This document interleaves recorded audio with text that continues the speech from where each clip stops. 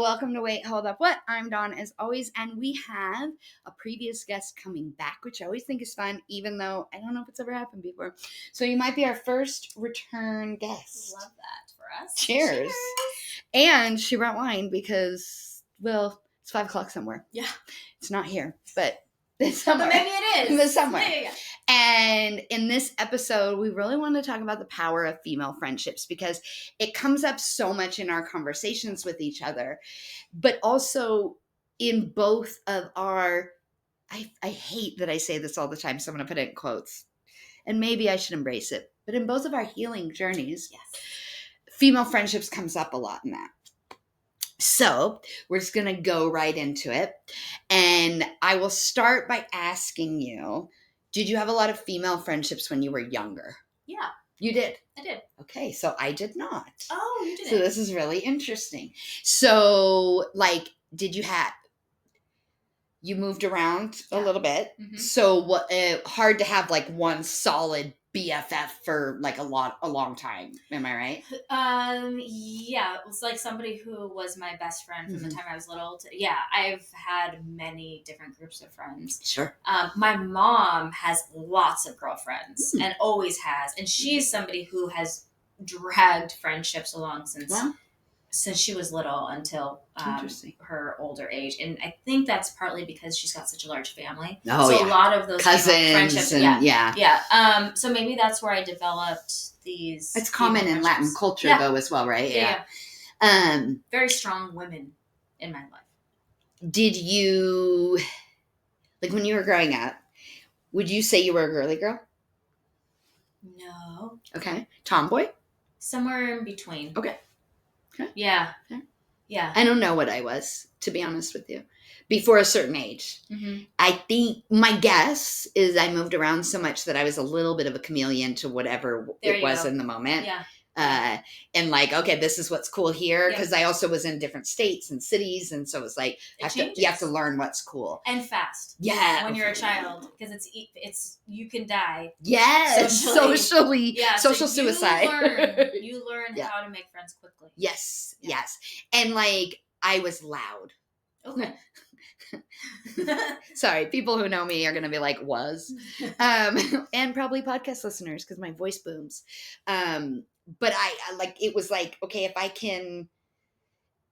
can say or do something that makes people like me, maybe it's make them laugh or tell a silly joke, or maybe it's I'll know something they don't know. I'll know fun facts and I can teach somebody something. Okay. I would have value in the social group. That was where I thought my value would come from. I wasn't the sporty one. I wasn't there were sports in my life, but it wasn't that, right? Mm-hmm. And I didn't have a thing. That's been very consistent in my life until recently. I'm the oldest of 6. Mm-hmm.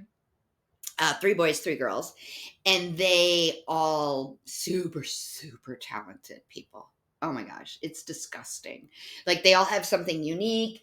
And growing up, I really saw that as the older one. And I was I would cry all the time to my mom. And I would be like, I don't have a talent. Do you not? No. You thought that. Hold on. Okay. Life is changing in the last 5 years. Yeah. So it's part of what has been baffling to me about the 5 years, or transformative about the last 5 years, is I'm doing things now there's no way in hell I would have tried to do before. Okay. Because I was oh no, like my brother that's the closest to me in age, he's this amazing artist. He painted, he drew, he built things and from really young, people talked about it all the time. Oh, Nate, you're so good.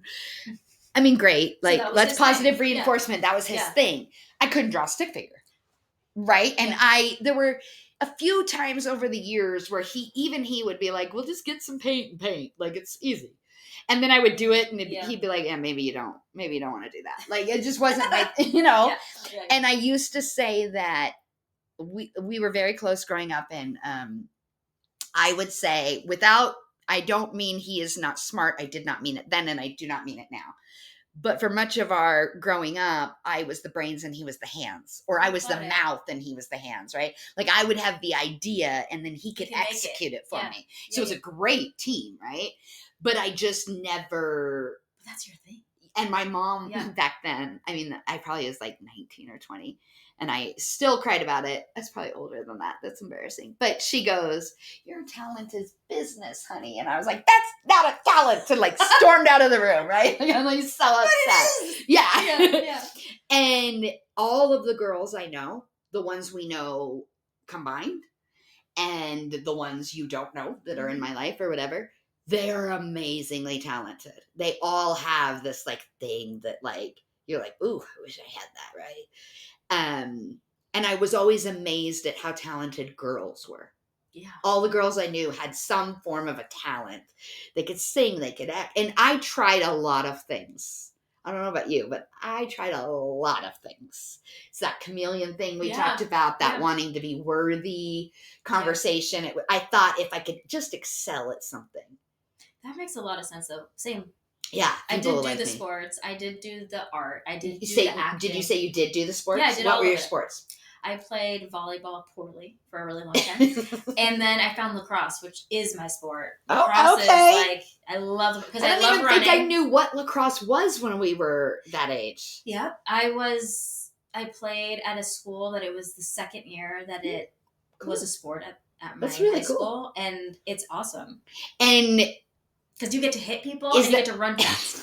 And so that was great for me. I was really good at lacrosse. So listeners, if you recall back to the Power of the Female Dollar episode, we talked about how Title IX made it, gave access to women in sports at high school collegiate levels in ways that had not been before. This is why that mattered, right? Yeah. Like this idea that you could do things that before weren't ladylike.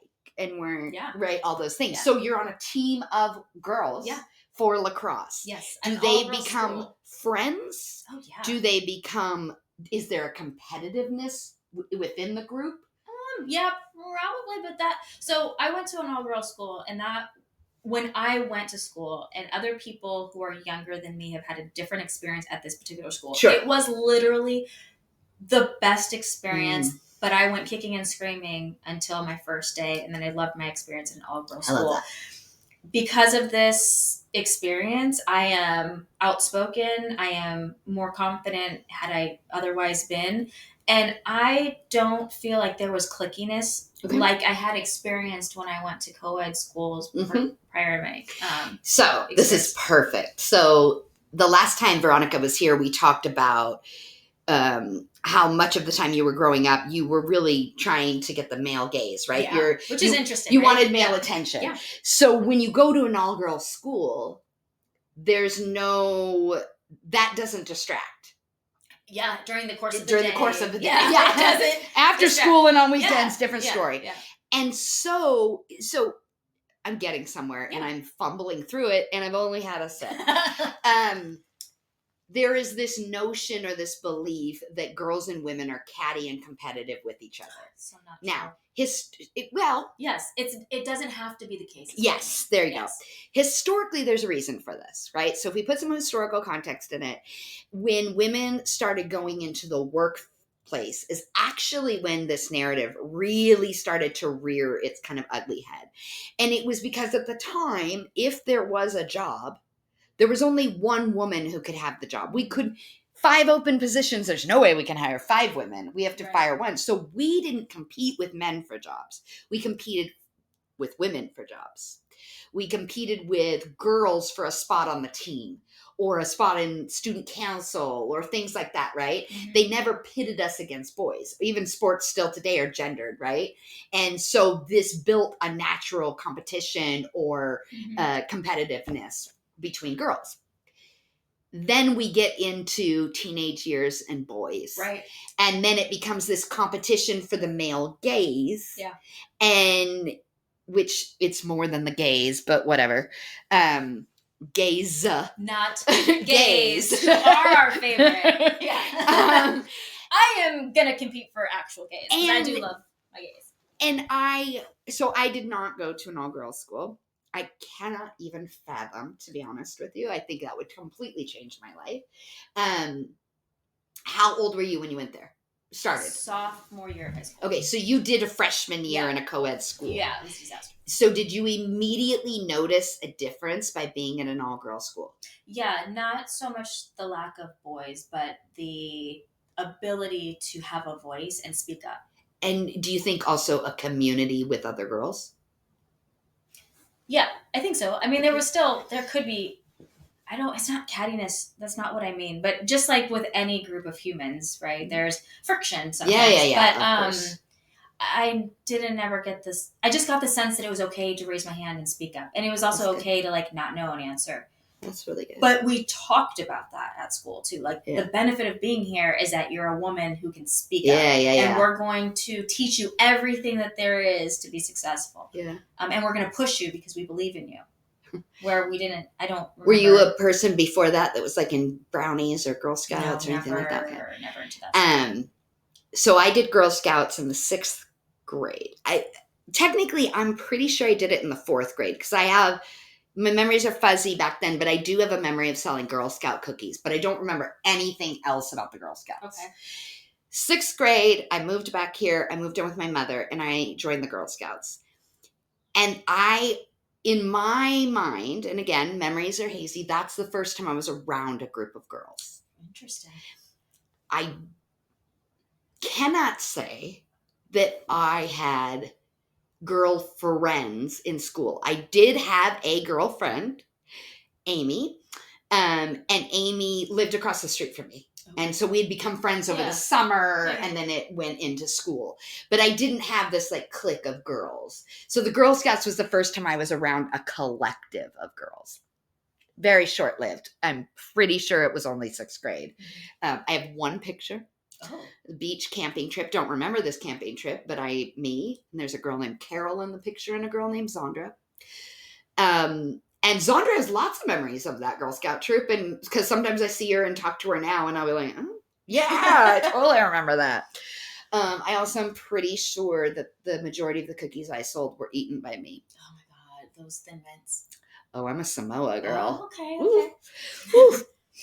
I will also say, I cannot say enough good things about the Girl Scouts. Even though my memory is a little hazy and a little fuzzy, as an adult, I have done deep, deep, deep dives into the Girl Scouts. And Daisy Gordon-Lowe, or Juliet Gordon-Lowe, however you want to refer to her, who started the Girl Scouts.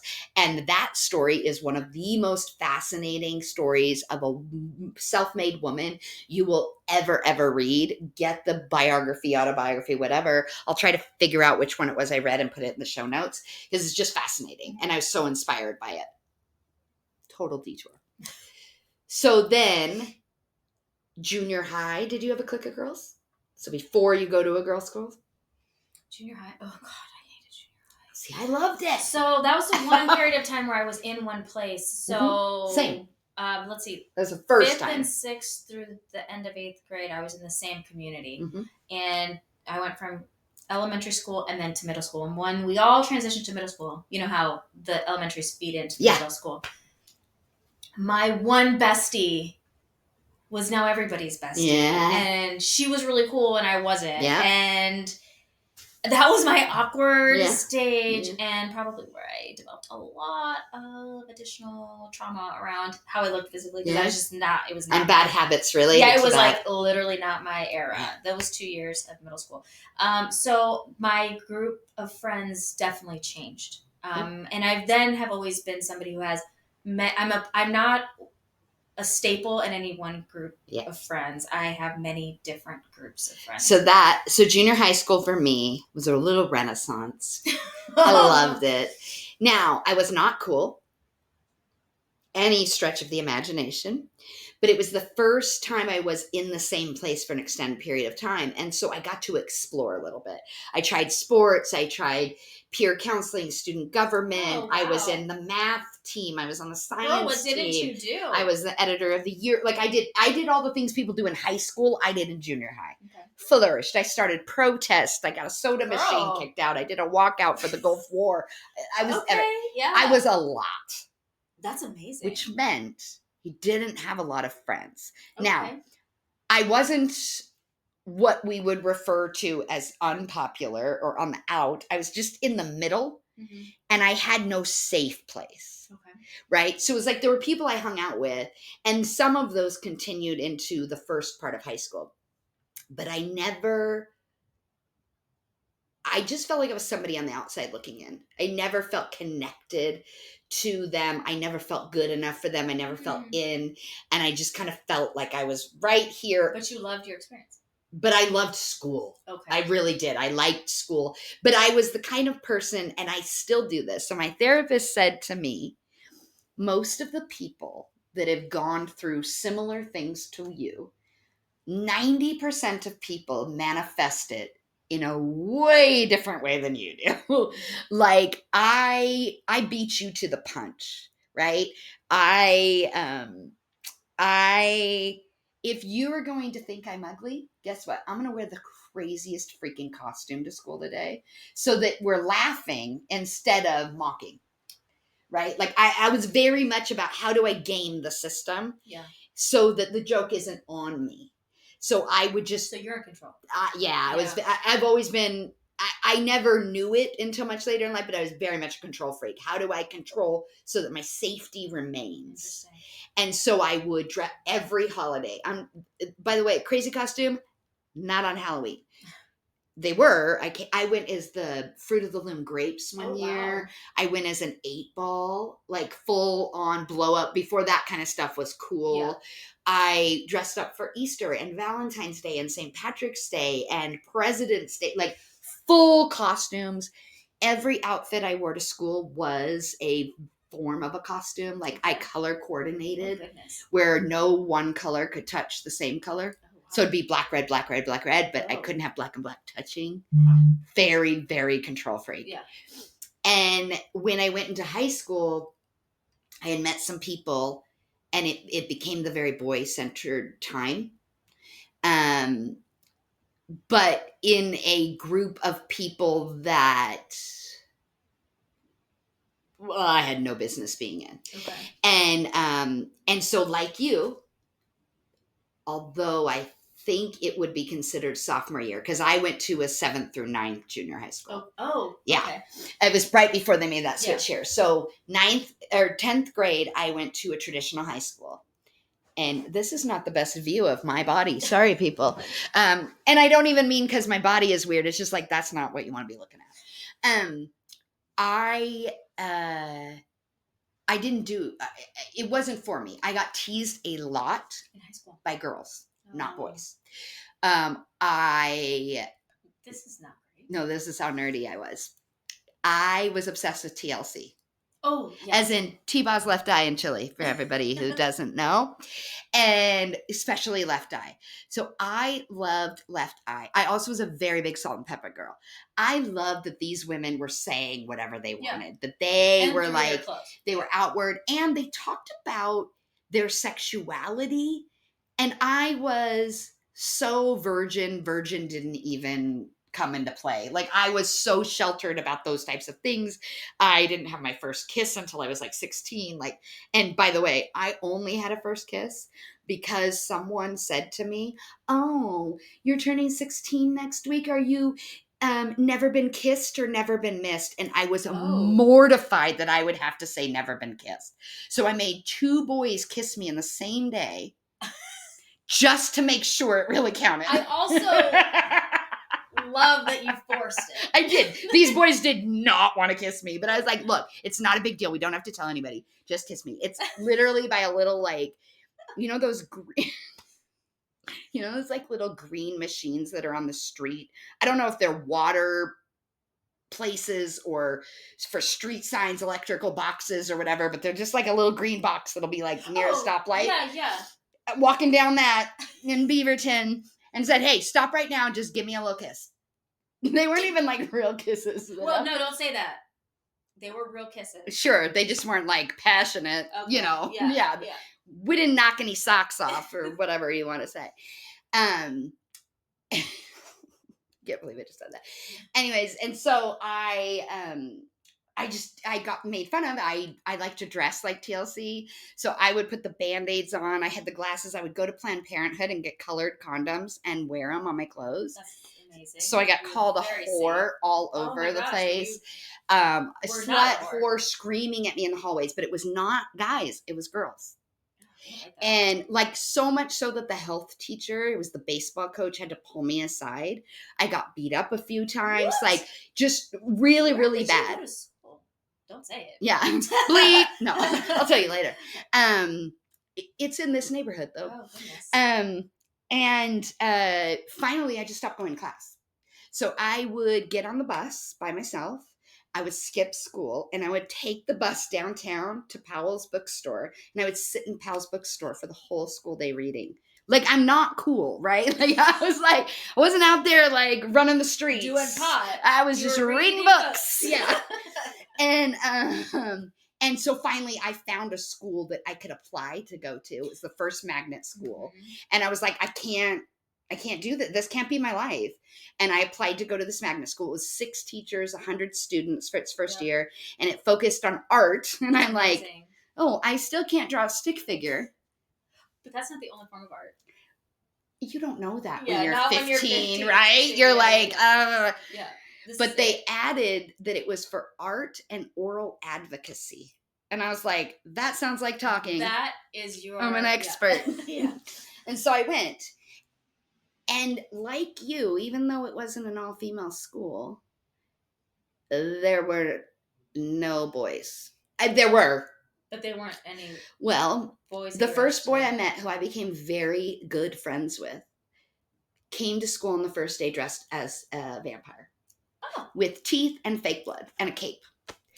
Like, this was a school for the beautiful weirdos, right? Like, the people that were teased. Yeah, you were like, this, I'm home. Yeah, but there was no, like, oh, I can't wait to date these guys, right? Like, there was no sexual tension for me in that school at all. Which is also wonderful. It's free. Very free. You can learn. And I could dress however I wanted, and it didn't matter. No one called me a whore. Yeah. You're good, yeah.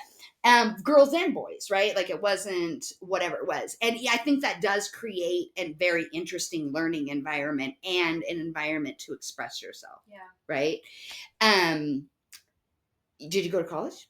Yeah. Normally? So like right out of high school? Yes, I went right out of high school, and then I took like 4 years off after my sophomore year, and then I barreled through in a year, basically, my last part of college because I got pregnant. Okay. So during this time, do you still have a lot of female friendships? Yeah. Or is it drifted more to male? No. Okay. I've always had a really strong... That's awesome. A lot of females in my life. That's awesome. Yeah. That's really awesome. I think that... I love my girlfriends. And where were you meeting them then? Were they high school girlfriends or were they college now? In college. Okay. So... Some of my closest friends, I met them all in class, but one of my closest friends, we ended up moving in together, and or 2 girlfriends I moved in with, but the one, we did all of our exercise classes together, and then the other one, we partied together. And then I took my hiatus from college for a little bit. When I decided to go back to school I didn't socialize with people from college. I had like other friends I had met outside of college. Mom friends too? Like when Not yet. Okay. Not yet. Okay. But yes, once I had my daughter, lots of mom friends came in. So I had female friends. I don't want to act like I didn't have female friends, but my life certainly revolved around a group of guys. Okay. Through high school, and then what would be your college years. Now, I dabbled in college early on, but I didn't graduate until my 30s. Yeah, so it took me a long time. Yeah, it took me a very long time to finish school. Same. I had other priorities. I had to work. I left home very early, so I was always working 2 or 3 jobs. So you could maybe do one class at a time, but you couldn't really do the rest because you're paying. So I was like, even as a senior in high school, I had 2 jobs plus I did 2 internships. Yeah, you were very busy. I was very, very busy. Just trying to figure out, like, I worked at Wallpapers to Go for 4 years. Like, oh yeah, girl, hanging wallpaper displays and selling wallpaper like a mad lady. Very good wallpaper. Just fell down, but whatever. It's okay. Wallpaper has changed. And I will say that it was when I turned 18, the summer after 18 is when I met who have now been girlfriends with for 30 years, who we both know, which is Miko. So I was 18 when we met. And that meaning is such a pivotal point in my life when it comes to male versus female relationships, because the day that we met through a friend, Melanie. Oh, yes. We met through a friend at Melanie's house, and we were all going out dancing to a 16 and under dance club called The Quest, Second and Pine. And like we were wearing Calvin Klein overalls, and like like this is when you could be spunky at the club. And we were what I would lovingly refer to as cage girls. God, but what were those girls? But not the way cage girls are, the connotation is. Yeah. Where we went, it wasn't a cage, it was staged. There was one that did have cages, Planet Rock. When was that? Where was that? It was by Curls Jr. on 6th, kind of down from Nike Town. That was before my time. Yeah. I'm a little older than you. Yeah. Anyways, but it was like... But I get it. You were there to dance. Yeah, we were there to dance, and I did not want men grinding on me. And I knew all the bouncers. So if I came in and wanted that, they would let me go in there by myself. But I was wearing jeans and a t-shirt. Like, this was not a sex pot moment, right? Yeah. I was always very conservative from that perspective. But when we met that night and we went out dancing, I was friends with a lot of break dancers. Okay. So weird. And like breaking crews. And one of the girls, I won't say who, one of the girls was interested in one of them and asked me to introduce, and I did. And that started a friendship. And within that group. And she and I, Miko and I, we really clicked right off the bat. And from that moment on, for like 6 months straight, I do not believe there was any weekend that she was not at my house. Oh. And I lived on my own, and she was still in high school, right? Yeah. Like, there was not a weekend that we were apart for a minimum of 6 months. That had never occurred to me in life. That had never happened to me, where I was like really deeply that close to somebody, integrated in a girl friendship. Yeah. And it really changed how I viewed what female friendships could be. That was like my first kind of cataclysmic shift in female friendships, because we're nothing alike still. We don't look alike. We don't sound alike. We don't act alike. What we are interested in is oftentimes completely opposite. Yeah, but you do have very similar core values. Yeah, right? Values, for sure. But it just worked because of that.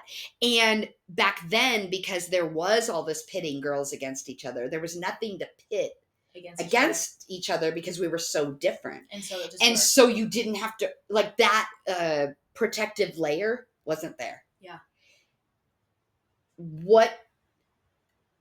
Because you always had girlfriends, did you ever have a protective layer built with them?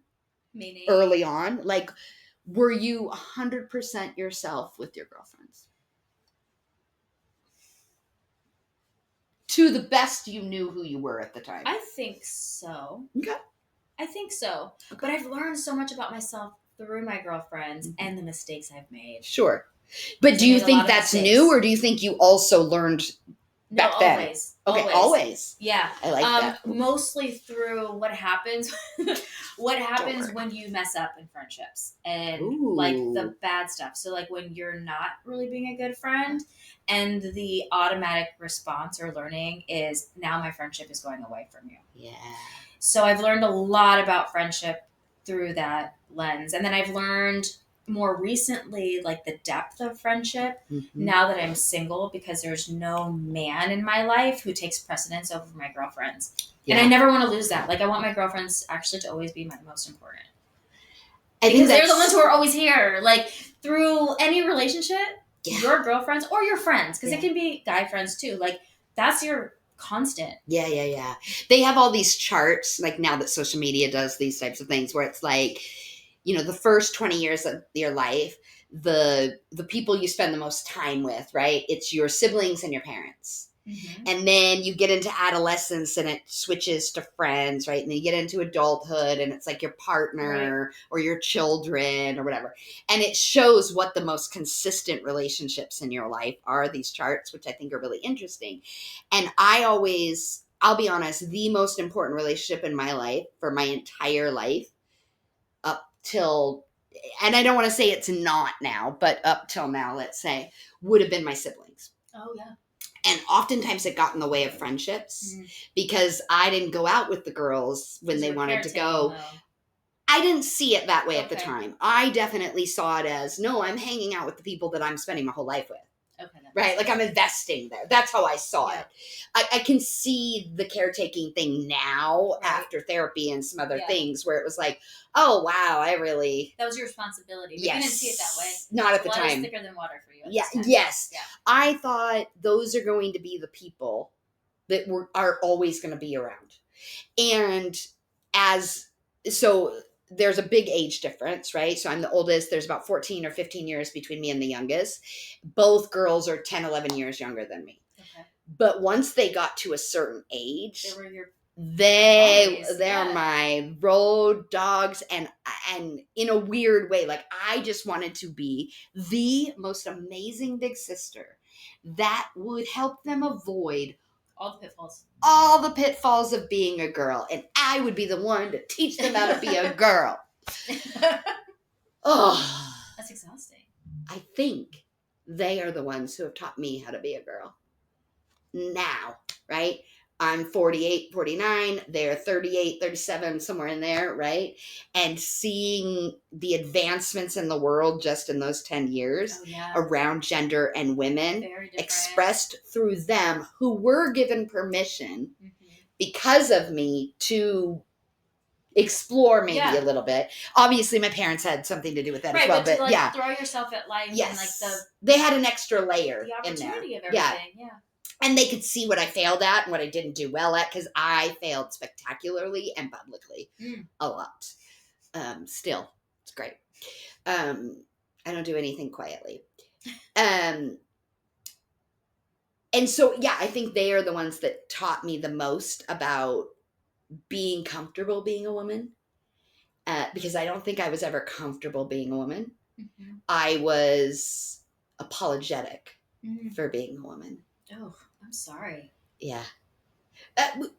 By the way, thanks, but no thanks. Yeah, no, I just meant like that.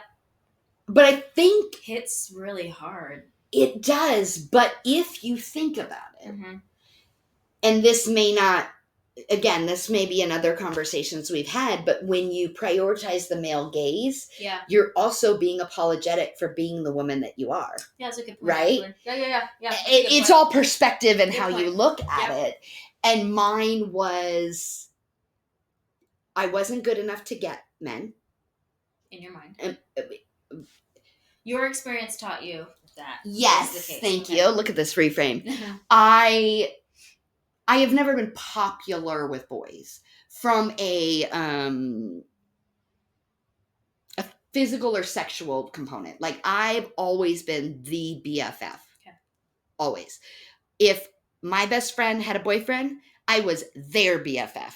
Got it. Okay. Like not just hers, I was theirs, right? Mm-hmm. That is a trend that has been pretty consistent in my life. And because I think I have a very equal side masculine and feminine side energy. And when I was younger, I played up the masculine side more. Maybe it was safer. And while that friendship at 18 was the first time I was around a girl, I wouldn't say there was a big clique of us necessarily at the time.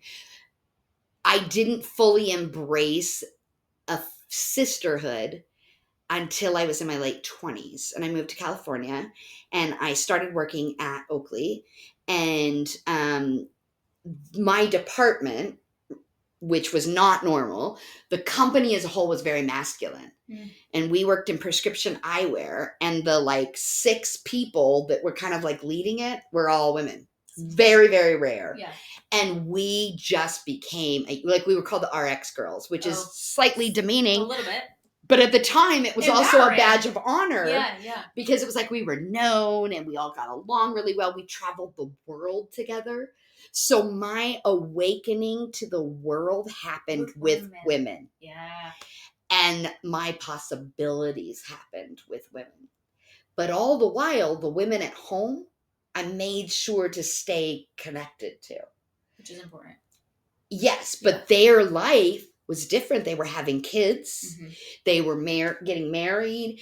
And so I would really struggle coming home because we would have and you were at some of these things. Yeah. This is a very long time ago, but we would be at like a brunch or an event and everybody was talking about like washing machines and like daycare and things like that. And I'm like, we're not in your purview. I don't even have a washing machine in my apartment. Like, I don't know how they work. Like, I felt so out of sync and out of place. And I felt like I was failing as a girl when I came home. Oh. Because I wasn't married. I didn't have a partner. Yeah. I wasn't settling down. I was so in wild oats, but not the way that's supposed to mean. Because I also wasn't doing that.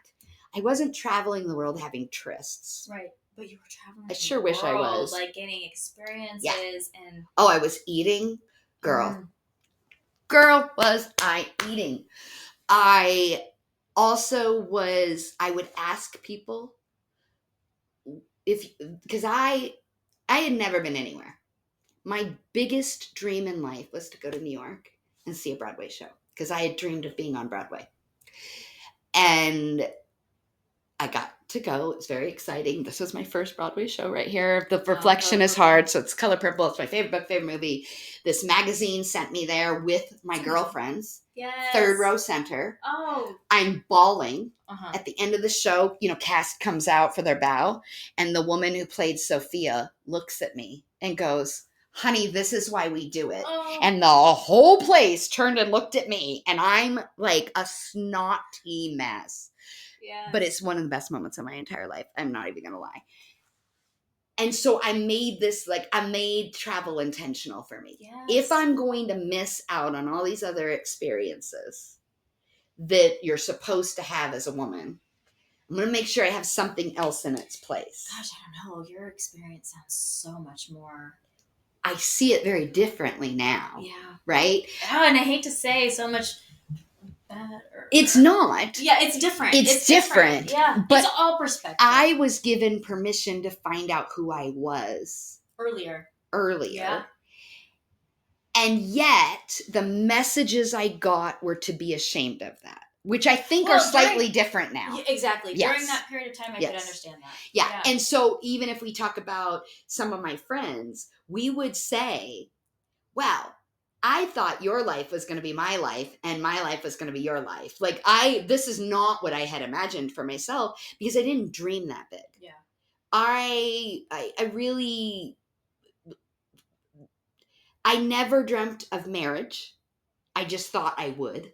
I never dreamt of kids. I just thought that's what you did. Right. And I never dreamt of a career because you weren't supposed to have one. I could work, but I couldn't have a career. And the beauty of my time at Oakley is it gave me a career. Right. And then it gave me a passion, which, that's a lot. Like, thank you, Oakley. Like, I couldn't have imagined those things. And it gave me a confidence in my ability to take care of myself, even though I had been doing it. Yeah, forever. For a really long time. It gave you credibility in your own mind, I think. Yes. Yeah. And it sometimes worked to my advantage. Like I'd go and people would be out and I'd be like, oh, I feel like I have something to talk about. But because no one else's life was like that, they felt the way about my life that I felt the way about theirs. Yeah. And it created disconnect between me and people that weren't also doing it. And so it leads to now. So your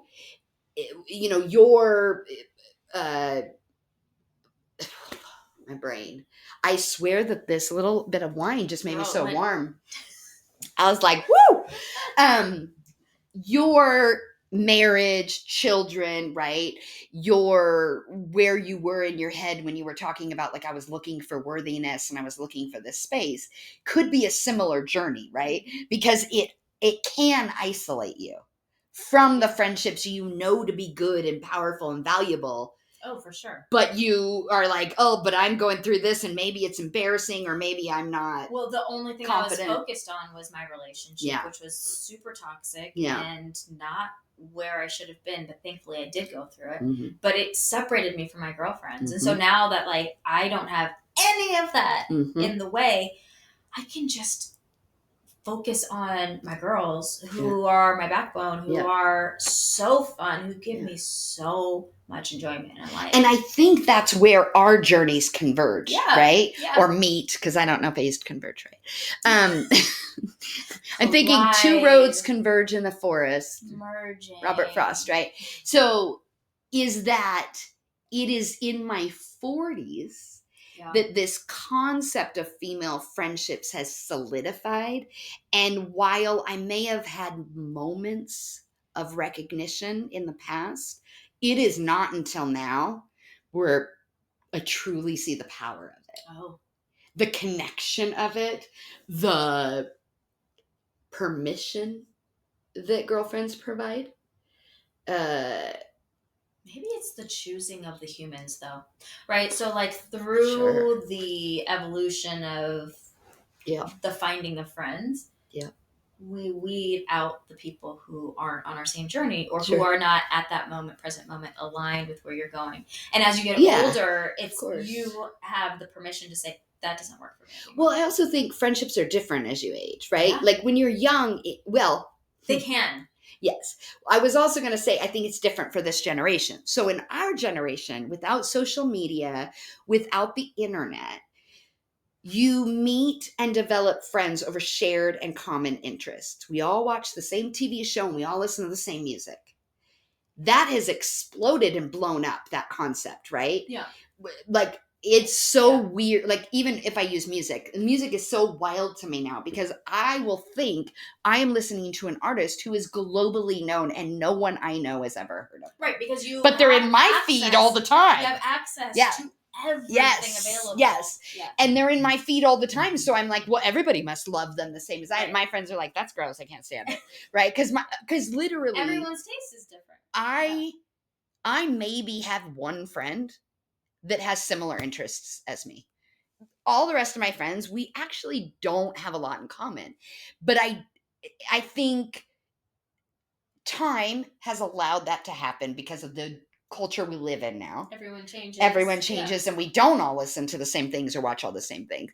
But I also think there's an evolution of healing self and age that says, I don't need you to be my everything. I can have 17 people who bring out something a little bit different. Yes. Yeah. And it also allows you to live in a world that is less homogenous.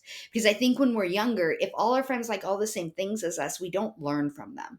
Right. But that is for that purpose at that time. Yes, of course. Yeah. And it helps you weed out what you do like and what you don't like. It is evolutionarily important. Yeah. Right. And so you play those things out. And as you develop education and you meet people that are different from you, you expand your palette of the human. And now I think also I'm now at a place where I can stand up for myself with friends, which I couldn't do before, because the way you looked at men was the way I looked at friends. I didn't feel worthy to be their friend. Okay. And so if I wasn't doing something, if I wasn't performative for best friend possible, like did everything for you, never said no, you wouldn't want me. Mm-hmm. And I don't feel that way at all anymore. Like, if they don't want me, okay. Which sounds harsh. It's not meant to be. No, but I think that's also protective for you as well, right? But then again, that goes to the weeding out of people who aren't currently aligned with where you're at. And that's okay. Yes, seasons and reasons. Yeah, but like your time on earth is your time on earth. This is your experience. Yes. So you get to surround yourself with whomever that is going to be supporting of that. And the allowance... I'm going to be honest, guys, we're filming 2 episodes in one day. So I get confused on which thing we said and which. But when we have talked before, we talked about how we have these like really deep esoteric conversations. Mm-hmm. I don't have those with everybody, right? So there might be a different friend where that is the person. Like I have a friend who lives out of state. This person has been so crucial in my healing journey without even really realizing it, because they were the first person in my life who 100% champions me. That's awesome. In every single thing that I do, and I could not be a more different and difficult person for her probably to do that with. I'm an emotional mess. She is very stoic and like can remove herself from those things, and she just thinks so highly of me. And it was very hard to get used to. Very, very hard to get used to. That totally sounds like something that you need to lean into. Oh yeah. Oh, trust me. I'm like all in it right now. Yeah. Like the last 5 years have taught me that. Make you question anything, or like the face you just made was like, how could anybody think these things of me? How could they not? That's for you to.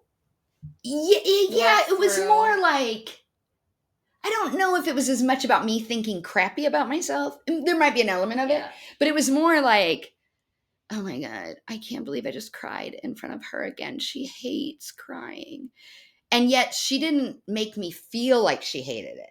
Yeah. Right? Like I didn't. But that's a safe space. I didn't look at her and think she's so annoyed with me right now. You were safe. I never felt. I felt.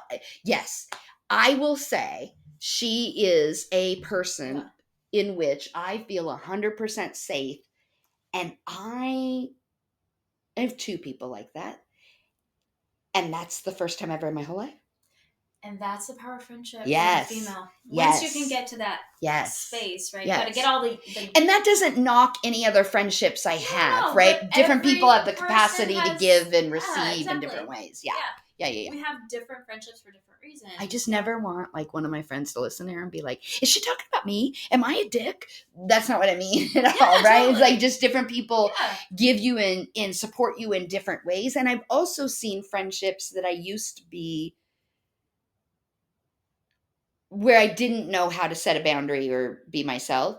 I've seen these people change and me change. So it's almost like separately we've been going through our own healing journeys. Yeah. And then that has brought us closer in friendship, even though our journeys were completely separate. But that's unique. What's so cool and unique about friendships. And we have this concept that we need to be in relationship with partner, right? Yeah. Or companion, right? Whichever you prefer. But the cooler thing is friendship. Yes.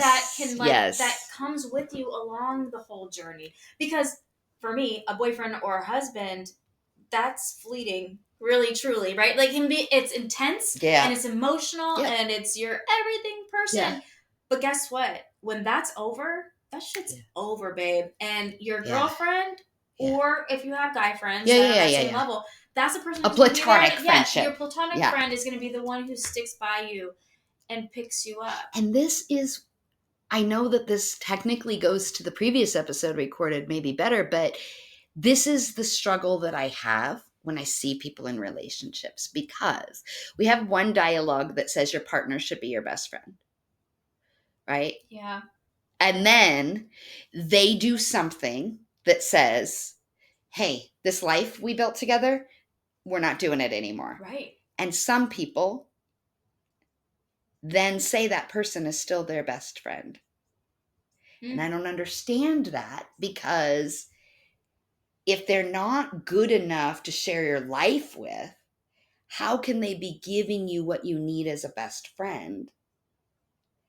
Right? Like, why do we give some people more latitude and others less? Right. Right? I think that's what I mean by that. Well, there's a give and the take, right? Yeah. Like, what am I getting from this relationship? Yes. Where's the breaking point? Yeah. But for me, my experience in relationship is that they always end. And then a non-platonic relationship. Exactly. Yeah. They always end. Well, the friendships can ebb and flow also, right? But less so, or just in a different way, because it's not connected intimately. See, I thought that about all relationships. But I do have friendships that have ended. Yeah, definitely. We all do. Yeah. I mean, but that's the But the central theme is for me is that like friendship is longer lasting than intimate relationship. A non-platonic. But there are people who that's the opposite for them, and that's beautiful. That's just been my experience. Yeah. And I think it's ultimately every single person's journey, regardless of gender, regardless of sexuality or any of those things, right? It is about pulling in closer the things that feed you and pushing further away the things that starve you. Yeah. Right? Like, that's a good point. It's like, what allows you to grow and what stagnates you. Right. And even like Miko and I talk about this a lot. A lot is relative, but we have said this before, is that I don't worry about my friendship with her. If we don't talk for a month, we don't talk for a month. Doesn't mean I'm not at home going, she hates me, we're in a fight, whatever. Like, I don't think like that. So if we are in a fight, you're gonna have to tell me. Like, you know what I mean? Like, I don't know that, because I've known it's 30 plus years, right? Like, you have a kid, you have a mortgage, you have a job. Like, I have my things, right? Yeah. And you've got to go where you're being fed at the time. And just because you are not feeding me right now doesn't mean that we're not still in doesn't friendship. mean we're not good. It just means your capacity is full and my capacity is full. I draw the line at people that repeatedly I hear where you're do you know what I'm saying? Like, because I think right now we live in a culture where everybody's like, you know, set your boundary and bye. I don't think it's that cut and dry. I think you have to know when people's plates are full. Yeah. And when you need to support them and when you need to back off. Throttle on or off. And it goes all these different ways. Right? Yeah. And I also think, you know, I struggle with mental health issues. And so sometimes I need to deal with that in a way that other people can't relate or understand. Yeah. And through this friendship and the ebbs and flows, there's an understanding of that. Oh, you know what? Dawne might need me to back off now. But I will also get a call where it's been like, no, you need to show your face. It's been too long. I need to know. I need signs of life. Right. I need to know that you're okay. But that's the benefit friendship. Of having the person who's been there for that long to say, I know when to give you space, and then I know when to be in your face. Oh, we can make t-shirts. Yes, I know when to give you space. I'm going to make that a quote. I love that. I know when to give you space and when to be in your face. There's a really interesting interview, and I cannot source it because the Instagram I saw didn't source it, but it was a podcast where Selena Gomez and Benny Blanco were on it. Oh, interesting. And he was talking about how sometimes she can get spicy, right? And that it was such a really cool conversation on healthy masculinity. That wasn't the purpose, but that's what I got from it. But he was saying sometimes you need to be able to read the person that you are with. And if you can't read it, to ask the question of what they need right now. Mm-hmm. And so he was saying, like, I let it go. But when I know it's about to explode, I know I need to do something to move the missile, if you will. And so he's like, sometimes that's a hand on the leg, a hug. Sometimes it's like, what do you, like, I've heard, he didn't say this, but I've heard somebody else say this. Do you need me to listen? Do you need me to support? Or do you need me to solve? Get clarification from the onset. Before you just jump in with your thing. Yes. And I think while that works in, intimate partnership, I think that works really well in friendships. I think it works in all aspects. And you get more space in a friendship to do that. Yeah. Because sometimes we're just a little saucier. Because you're not coming with all of this other stuff. Like, I'm sorry, but you the baggage. Yes. Load or unload the dishwasher, right? Right? Or like, you know, it's been X amount of time since we've been intimate. Like, there's a lot of baggage that also is carried in a daily intimate relationship. Yes. And one other reason why I like to opt out of those currently. Well, and also, again, not from personal experience, but I'm a talker. I need to process out loud. If I am with a person who cannot allow me to do that, friendship or intimate relationship, that is hard. It will be hard for me. So you have to understand that about me. And if you cannot be the receiver of my processing, then you need to let me go find someone who can. I don't mean permanently, but I mean in the moment. Like, hey, you need to give me the space to process and then come back. Yeah. So that I don't say something I regret. I don't know. I'm not an angry person. So I was going to say, like, I don't act out, but I don't know what that looks like. Actually, so I don't cry. That's what it is. Because if I get overwhelmed, that anxiety pulls up for me, and it is a frustration that you are not getting what I'm saying, and you can't possibly understand it. And I cry, and people don't receive crying well. A lot of people really struggle with that because it makes them feel like, well, they have to do something now. Yes. Yeah. Or like they think they're trying to make me feel. I hear that a lot. You're crying to make me feel bad, and you're using that against me. But sometimes people do that. I right? get it. Yeah, sometimes people do that, so I can understand that perspective. But sometimes we just need to. I cry watching commercials about dogs and babies. I promise that's not what I'm using it for. Like, we must make space for people to have an emotion. Yes. And you don't have to say anything. Yes, that's where an emotional people response. really get caught up. Yeah. You have to make space. Yes. And space can just be to sit. Yes. I have to work on that though, because I like to solve. Yeah, but it's okay, because if you sit and you create space between the interception of the message and you actually having something to say, you make space for so many other things, like understanding. Yeah. Right? Or just sitting with your own emotion of what's happening. Yes. And that's okay. But we don't always have to have a thing to say. We're taught to be ashamed of our emotional response. Though. Yeah, and you're also taught that you have to have some sort of rebuttal to something. Yes. Or we can't just sit in silence. Yes. And I think that's what female friendships provides, maybe more than a traditional cis heterosexual intimate relationship, is there is a space that isn't often afforded in those other environments. And again, my personal experience is that this is a mature woman's space, female space, right? Yeah, when you're speaking about that as we age, there is a space we give for things that is different than maybe what we would have done in our 20s and 30s. Oh, 100%. Because many of us were not as evolved. I'm speaking about myself. I made so many mistakes as a friend. Yes. Oh my gosh, so many embarrassing things. Oh I my look back gosh. and I'm like, oh, I get why you don't like me.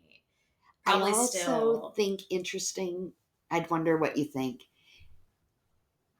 The permission to admit the mistake and apologize, and then the permission to accept the apology, I think is really different now. It can also take a lot of time, just depending on somebody's own emotional state. Yeah. And I also think there's room for not accepting it. Yeah. I had this conversation with a friend recently where they were like, they expressed, it was something about me, and they were like, you just need to forgive. And I said, oh, I have. I'm good. Like, I've forgiven, I've processed, I've all the things. Whatever. And our definitions of forgiveness were different, because this person's definition of forgiveness was that things went back to the way that it was. Oh, sometimes that can never happen. And mine was, no, I've processed how I feel about it. I'm not angry anymore. I want the best for this person. But what it was before can never happen again. It will be different. It will be different. Forward. It just has to be, right? Yeah. And so I think also being able to have those conversations in trusted and safe spaces, like, to me, the power of female friendships as a 40-something-year-old woman is space and grace. Yeah. Right?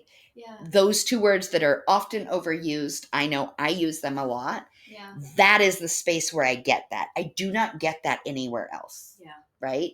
And the exception, I would say, is with my sisters. But sisters are never going anywhere. Yeah. Thing, it's right? Like, y'all are stuck with me. Yeah. So, yeah. I don't have that. The boys may think they can get away, but the girls, you are going nowhere. I'm sorry. It's just not going to work. Yeah. And I think maybe that's the difference too in my experience, is that I'm an only child. Yes. So I don't have a sisterhood outside of like my homegirls. My girls are my and that has changed too. There are there are female friends of mine who were my ride or dies, who I don't even talk to anymore because maybe we had a falling out or our evolved. Lives just changed, right? They moved and we've moved on. And that's okay too. But I have learned so much about life from my girls. What is your favorite? What is your favorite thing to do with your girlfriends? I love just sitting around and talking about things that I've learned. And We'll drink some wine. We listen to some music. I love the laughing that when we're just having a great time. There's a plethora of emotions that can happen within a 2-hour hangout session. Right? What did we all learn about ourselves in the last time that we've seen each other? What were our epiphanies? Okay, now let's talk about some really funny shit that men have done that has just been crazy. Like, what are some shows that you're watching? It's a very it's just like, attention deficit disorder meetup. For sure. It's great for us with ADHD. And probably most of my friends have ADHD, which is a lot of stuff. I have it. See. Yeah. So mine is similar. I feel very different because I don't have children and I haven't been married.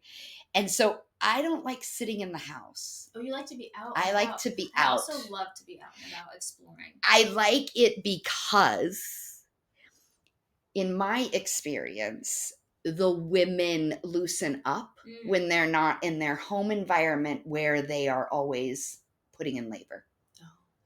So it's like if we're at someone's house, they're cooking for us, they're cleaning up as they go, the kids are running in and out. And then like as your friend, how can I help you? Right. But if you're out maybe to dinner or they get to fully disconnect. That's a great point. And so like I think, I also don't like 10 people.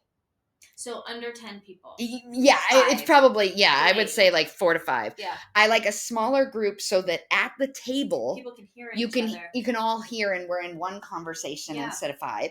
Yeah. And I like it to be over really good food.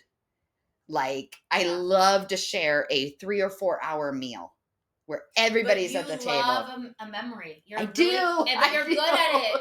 You're so good at making a memory. I like an experience. I want everything to be an experience. Yeah. And I have learned, so if I were really being honest, my favorite things to do would not be sitting around and talking, which is wild for how much I like to talk. I want to have an experience. Okay. I want to go do something. I want to like. You want to walk around and see. I want to dance. I want to learn. I want to like listen to music. I just want to have fun, right? I want to move your body. I want to be free. Yeah. I want to be free. Yeah. I don't want to be worrying about like, oh, wait, we were sitting here and now everybody's standing over there. Do I have to get up and stand over there now? Like all of that just stresses me out. But if we're going to go do an adventure together, like that's really what I like, right? Like let's explore and learn together. And there's all this research in the dating world, but I have to imagine it's all where like, so Aziz Ansari wrote a book called Modern Romance. Aziz Ansari is a comedian. Okay. For those who didn't know, Parks and Rec, like all this kind of stuff. So he did this thing. It's such a cool book because he used his stand-up tour and his resources to research how we date in the modern world. And this book is a little old now. It's probably like 5-10 years old now. But so he worked with, I think, OkCupid, and he worked with 6 cities around the world. And he explored how dating has changed. So like when we talk about like the 1900s, most people married somebody who lived within a city block of that, like those types of things. Yeah. And how now we have all these options. And so we swipe on people that before would have been a 10 and now they're a 2 and all these kinds of things. Because somehow you think that you're. Right, because now you have options you have global options instead of a city block of options, right? But I think in friendships, there's this concept in there that works as well. And it is this idea that you can better understand what you want and what you need. And so there's this study that they did where there's a rickety bridge. It's a walkway bridge. Not a driving bridge, but walkway, and people are going on hikes. And there's a attractive woman at the start of the hike with a clipboard. Okay. And she says, when you're done walking across the bridge and come back, I'd like to ask you some questions, right? And so they would do that and they would do it. The people who walked across the bridge or whatever were like some weird percentage more likely to ask this attractive woman out after they did something that was an experience that was a little dangerous. And so they now I'm confident. Yeah, I read this book so long ago, so I'm probably butchering it. But there was this idea that when you go on a date, going out and having a drink for happy hour, you're less likely to connect with somebody than if you did something where you both learned something, you had to teach somebody something, or you bonded in this experience that you might always remember. This is why I love experiences. So much of my life was marketing.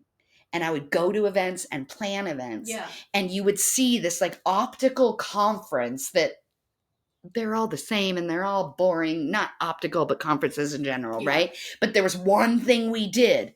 We all learned how to drum together in a room. I will never forget that drumming experience for the rest of my life and the 4 women I did it with. Right.